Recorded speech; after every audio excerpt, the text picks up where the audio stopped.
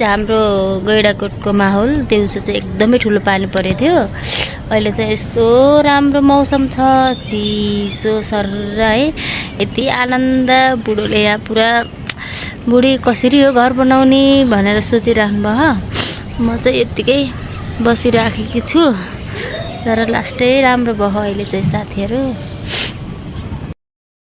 बुढोको channel सबैजनाले subscribe गरिदिनु होला।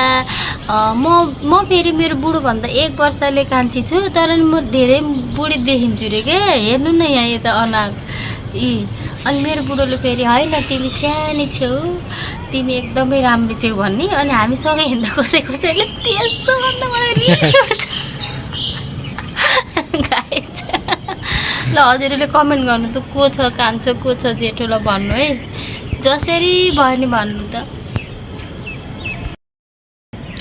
के भन्नु गीत आइछ रे अहिले? त्यही हो यही गीत। यसो गरे कसो होला नि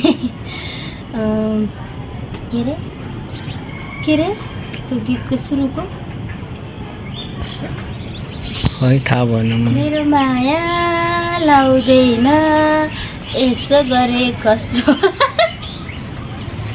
नआएको त मलाई।